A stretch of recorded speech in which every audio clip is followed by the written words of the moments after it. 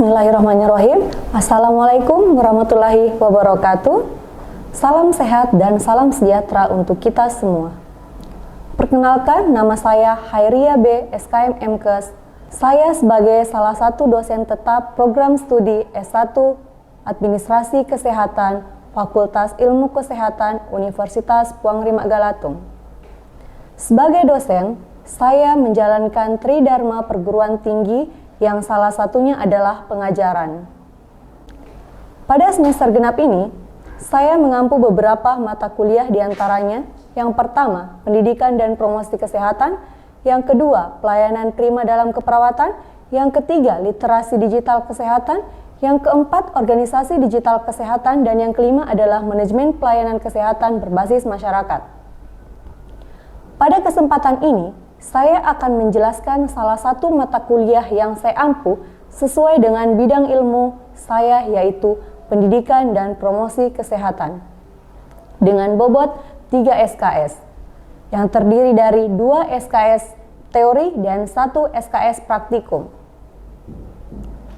Sebelum saya menjelaskan lebih lanjut terkait teknik pengajaran yang saya gunakan, izinkan saya untuk menjelaskan deskripsi singkat, luaran yang diharapkan, dan model pembelajaran pada mata kuliah pendidikan dan promosi kesehatan.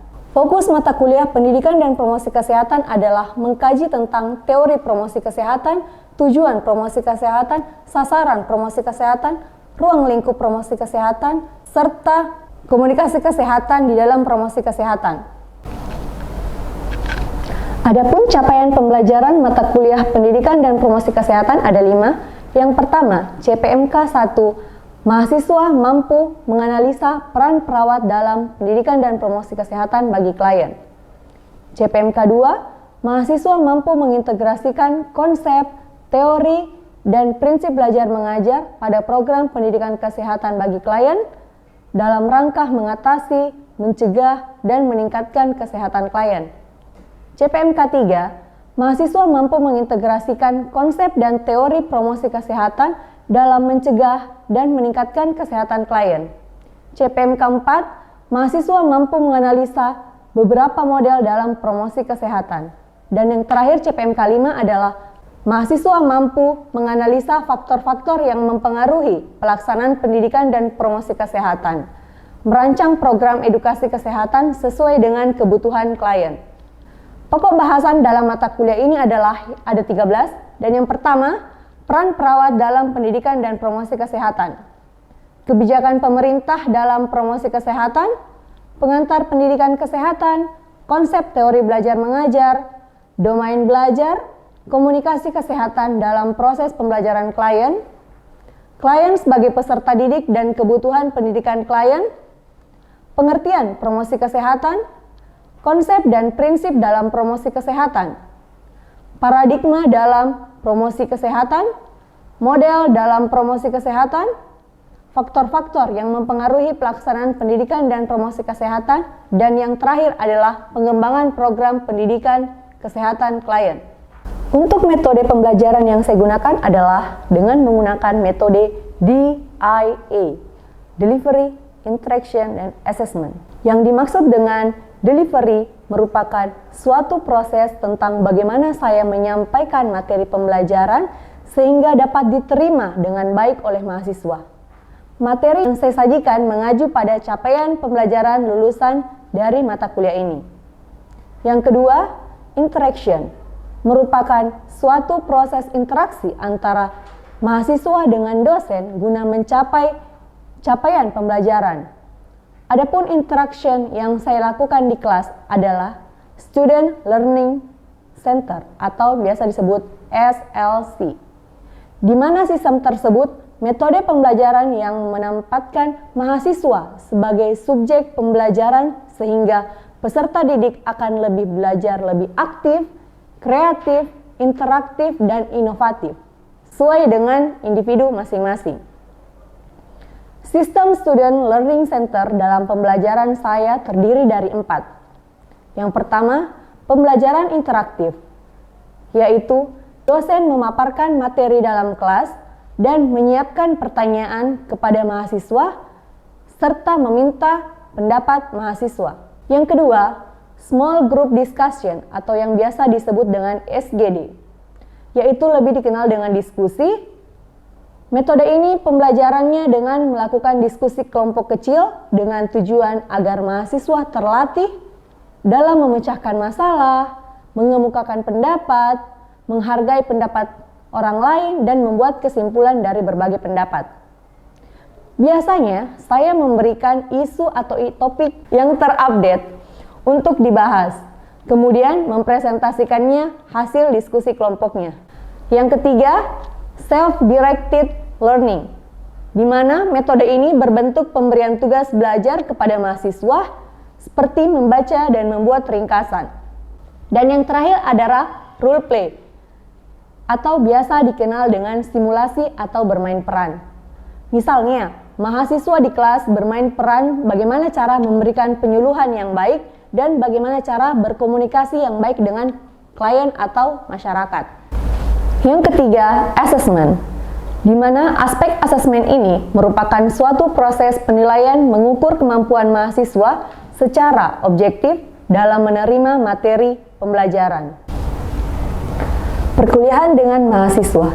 Adapun indikator penilaian yang saya gunakan terdiri dari beberapa bagian. Yang pertama, kehadiran dengan persentase 15%. Yang kedua, kuis dengan persentase 15%. Yang ketiga, tugas dengan persentase 20%. Dan yang keempat, ujian tengah semester atau UTS dengan persentase 25%. Dan yang terakhir adalah ujian akhir semester dengan persentase 25%. Berikut video pengajaran yang saya lakukan di ruang kelas secara tatap muka. Selamat menyaksikan.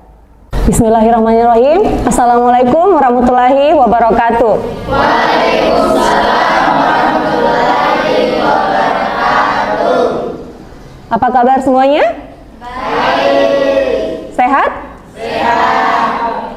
Hari ini kita pertemuan ke-6 dengan mata kuliah Pendidikan dan Promosi Kesehatan. Sebelum kita mulai perkuliahan pada hari ini, marilah kita sama-sama berdoa terlebih dahulu agar kegiatan kita hari ini bernilai ibadah di sisi Allah Subhanahu wa taala. Berdoa dimulai. Selesai. Hari ini saya akan menjelaskan tentang komunikasi dalam penyuluhan kesehatan. Pada pertemuan kelima kemarin, saya membahas tentang domain belajar. Ada yang masih ingat definisi domain belajar? Ada berapa macam? Ada 3. Yang pertama, domain kognitif. Yang kedua, domain afektif. Dan yang ketiga, domain psikomotor. Ada yang bisa jelaskan sama saya apa definisinya domain kognitif, domain afektif, dan domain psikomotor? Ada? Gina? Domain kognitif adalah domain belajar yang berkaitan dengan pemikiran emosional. Oke. Domain afektif, ada yang bisa? Ibu. Ainun? Domain afektif adalah salah satu domain belajar yang berkaitan dengan perasaan dan reaksi pembelajar. Oke, artinya kalian masih ingat apa yang saya ajarkan pekan lalu.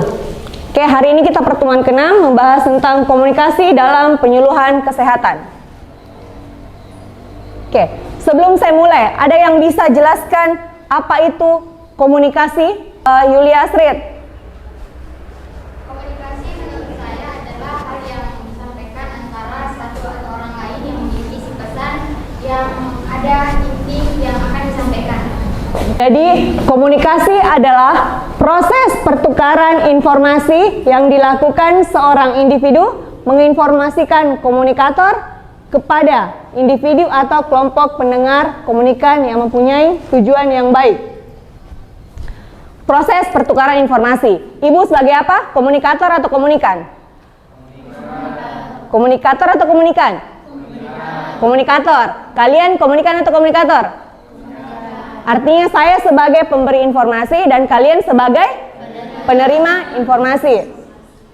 Oke, kesehatan adalah suatu kesehatan fisik, mental maupun sosial tidak hanya terbebas dari penyakit, kelemahan, dan cacat.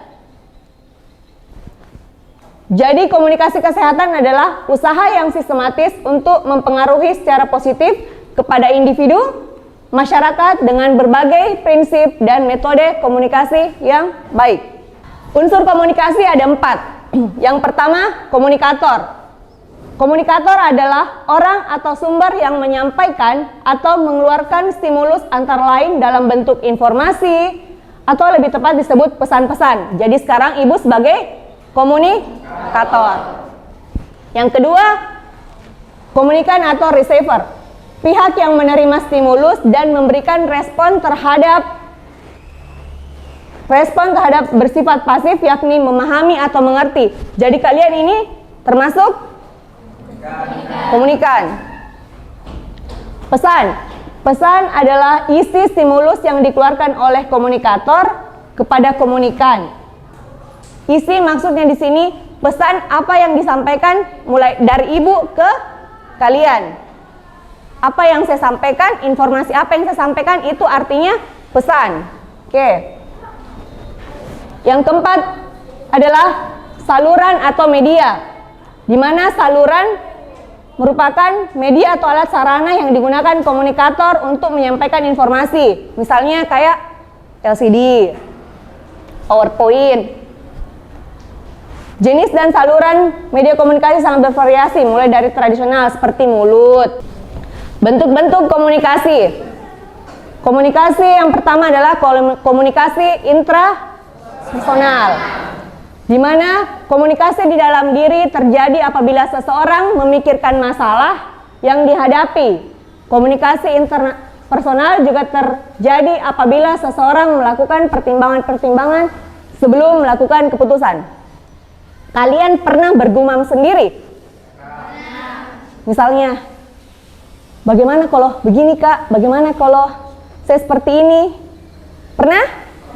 Itu namanya komunikasi intrapersonal. Artinya kalian berkomunikasi dengan diri kalian sendiri. Lanjut. Komunikasi antar pribadi. Komunikasi ini adalah salah satu bentuk komunikasi yang efektif karena antara komunikan dan komunikator dapat langsung tatap muka sehingga stimulus atau pesan yang diinformasikan dapat disampaikan oleh komunikator. Kalau sekarang namanya apa?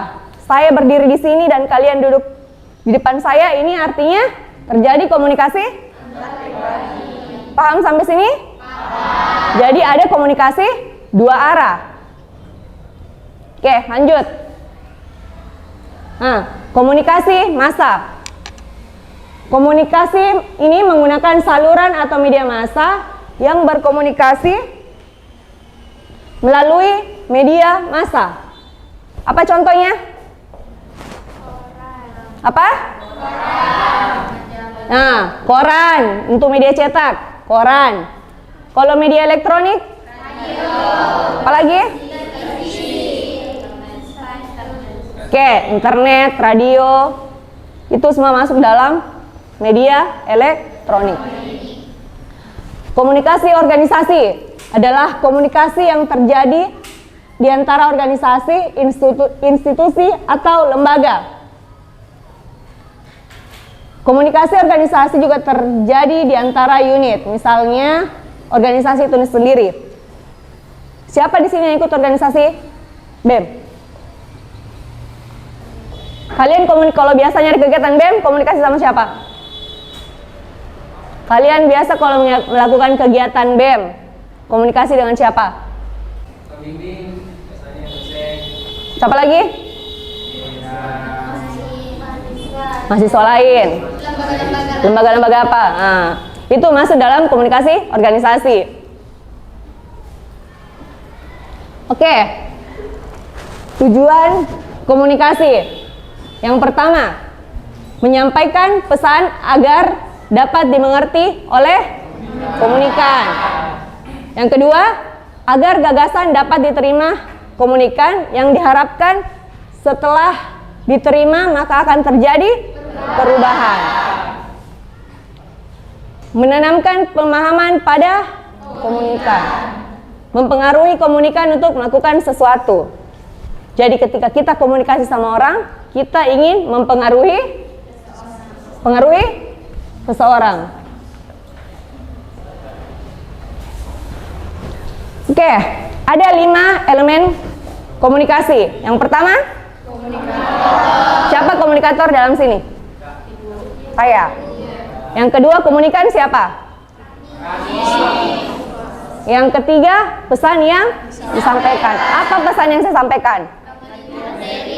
Materi hari ini. Apa media yang komunikasi yang saya gunakan? Yang kelima, umpan balik atau feedback. Ketika kita berkomunikasi itu adalah umpan balik atau feedback. Kalau misalnya salah satu di antara elemen ini tidak ada, apakah bisa terjadi komunikasi? Misalnya, tidak ada komunikatornya, apakah bisa menjadi komunikasi? Kalau misalnya ada komunikatornya tapi tidak ada komunikannya? Nah, saya ngomong sama siapa kan?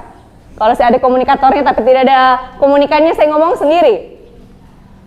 Begitupun kalau misalnya ada komunikannya, kalian tidak ada komunikatornya, pembicaranya tidak akan ada jadi komunikasi. Oke.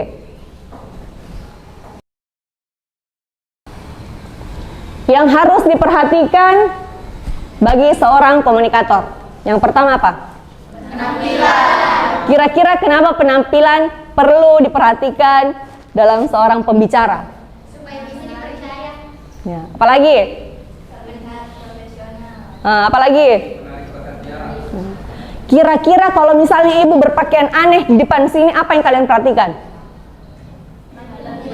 Bukan apa yang saya katakan kan? Tapi penampilan yang kalian perhatikan sama saya.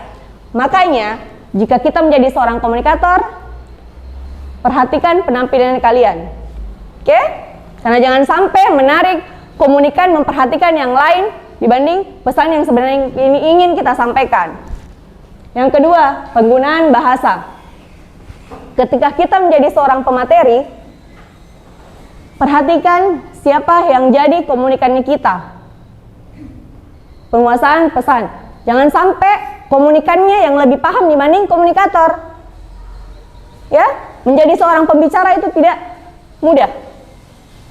Jangan sampai orang bertanya sekedar muji, teski. Dia tahu atau tidak? Ternyata yang lebih paham komunikannya dibanding komunikatornya. Nah. Terus, penggunaan bahasa. Kira-kira kenapa dalam penggunaan bahasa kita harus memperhatikan menjadi seorang pemateri? Misalnya kita dalam sebuah penyuluhan pengabdian masyarakat, terus komunikannya rata-rata orang tua. Terus kalian di atas sebagai komunikator menggunakan bahasa Inggris. Kira-kira cocok tidak? Tidak. Pasti tidak paham Ki, karena sasaran kita bukan mahasiswa. Kalau mahasiswa kan bisa di bahasa Inggris. Kalau nenek-nenek, kakek-kakek mau ke bahasa Inggris dari pemateri, pasti bingung nih. Kalau nenek-nenek sama kakek-kakek komunikasinya kira-kira pakai bahasa apa Ki? Kalau misalnya kita di Sengkang. Yes. Nah, itu namanya penggunaan bahasa. Oke, lanjut di definisi penyuluhan. Penyuluhan adalah suatu kegiatan mendidik sesuatu kepada individu atau kelompok, memberi pengetahuan, informasi-informasi, dan berbagai kemampuan agar membentuk sikap dan perilaku hidup yang seharusnya. Hakikatnya penyuluhan merupakan suatu kegiatan non-formal dalam rangka mengubah masyarakat menuju keadaan yang lebih baik atau yang dicita-citakan. Ini menurut Notoat Mojo. Oke, tujuan penyuluhan kesehatan. Yang pertama, tercapainya perubahan perilaku individu, keluarga, masyarakat, dan membina dalam memelihara perilaku sehat dan lingkungan sehat, serta berperan aktif dalam upaya mewujudkan derajat kesehatan yang optimal. Artinya, ketika kita melakukan penyuluhan kesehatan, yang kita harapkan adalah tercapainya perubahan perilaku individu, keluarga, dan yang kedua, terbentuknya perilaku sehat pada individu, keluarga, kelompok, dan masyarakat sesuai dengan konsep hidup sehat, baik fisik, mental, sosial, sehingga menurunkan angka kesakitan dan kematian. Jadi, yang ketiga, menurut WHO, tujuan penyuluhan kesehatan adalah merubah perilaku perseorangan atau masyarakat dalam bidang kesehatan. Jadi, tujuannya kita melakukan penyuluhan kesehatan itu untuk merubah perilaku seseorang untuk untuk perilaku hidup sehat dalam bidang kesehatan. Sampai sini paham? Kemudian metode penyuluhan. Metode penyuluhan ada 3. Yang pertama, metode penyuluhan perorangan atau individu. Metode ini digunakan untuk membina perilaku atau seseorang yang telah mulai tertarik atau perubahan perilaku dan inovasi. Dasar digunakan pendekatan individual ini karena setiap orang mempunyai masalah atau alasan berbeda-beda sehubungan dengan penerimaan atau perilaku tersebut. Bentuk pendekatan ini ada 2. Yang pertama, bimbingan dan penyuluhan, dan yang kedua, wawancara. Bimbingan, dengan cara ini kontak antara klien dengan petugas lebih intensif. Setiap masalah yang dihadapi oleh klien dapat dikoreksi dan dibantu penyelesaiannya. Ada yang tahu maksudnya ini bimbingan dan penyuluhan itu seperti apa?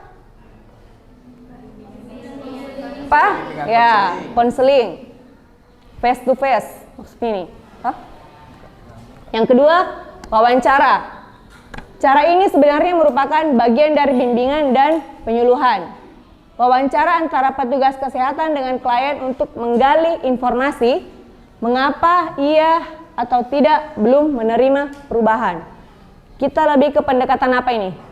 Intrapersonal atau interpersonal? Kalau face to face?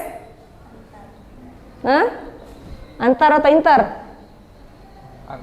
Antar personal. Yang kedua, metode penyuluhan.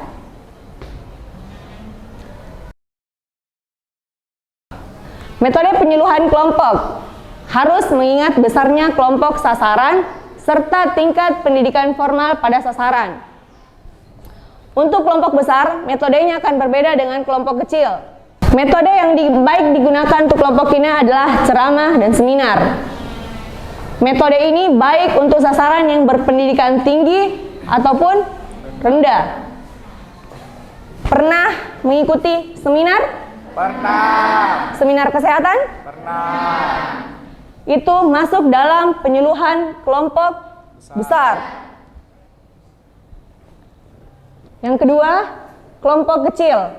Apabila peserta penyuluhan kurang dari 15 orang. Metode ini cocok untuk diskusi kelompok, curah pendapat, bola salju, dan memainkan peran. Oke, ketika kalian berada di kelas, biasa namanya ada diskusi kelompok. Itu termasuk dalam penyuluhan kelompok kecil. Karena kurang dari 15 orang. Biasanya juga ada yang namanya FGD, fokus grup diskusian, itu kurang dari 15 orang, itu masuk dalam kelompok kecil. Jadi itu saja, kalau misalnya lebih dari 15 orang, artinya dia masuk dalam kelompok besar. Kalau dia kurang dari 15 orang, artinya dia masuk di kelompok kecil. Oke, lanjut. Yang ketiga itu metode penyuluhan massa. Metode ini penyampaian informasi ditujukan kepada masyarakat yang bersifat massa atau publik. Oleh karena itu, sasaran bersifat umum dalam arti tidak membedakan golongan, umur, jenis kelamin, pekerjaan, status, tingkat pendidikan, dan sebagainya. Sampai di sini ada yang ingin mau bertanya terkait mata kuliah pendidikan promosi kesehatan dengan tema komunikasi kesehatan dalam penyuluhan kesehatan. Bu. Oke, Putra. Baik, terima kasih atas kesempatan yang diberikan. Adapun pertanyaan saya, apakah ada alat atau media yang digunakan pada saat penyuluhan atau promosi kesehatan? Oke. Media yang gunakan dalam promosi kesehatan itu ada beberapa, diantaranya brosur. Kalian pernah lihat brosur? Pernah. Yang berisikan informasi-informasi yang terkait di dalamnya. Yang kedua, leaflet. Kalian pernah lihat leaflet? Pernah. Leaflet berisikan tentang apa? Informasi-informasi kesehatan. Misalnya, kita mau penyuluhan DBD. Apa yang ada di dalam leaflet itu? Definisi DBD, Tanda dan gejala. penyebab DBD, cara pencegahan DBD. Nah, itu masuk dalam leaflet. Media sosial juga itu masuk dalam alat peragat alat komunikasi. Karena media sosial itu bersifat luas. Dan sekarang karena di era digitalisasi, makanya media sosial itu lebih bagus untuk menyampaikan pesan kepada masyarakat yang luas. Oke, jika sudah tidak ada lagi pertanyaan, saya akan mengirimkan link absen buat kalian semua. Kalian isi absennya ya. Ya, Bu. Oke, sudah. Oke, cukup sekian untuk hari ini. Lebih dan kurangnya mohon dimaafkan. Wabillahi taufiq wal hidayah. Wassalamualaikum warahmatullahi wabarakatuh. Waalaikumsalam warahmatullahi wabarakatuh. Terima kasih, Bu. Demikian tadi pernyataan penyajian dalam pernyataan diri dosen untuk unjuk kerja Tridharma Perguruan Tinggi atau yang biasa disebut dengan PDD UKT PT. Bidang pengajaran mata kuliah pendidikan dan promosi kesehatan. Terima kasih.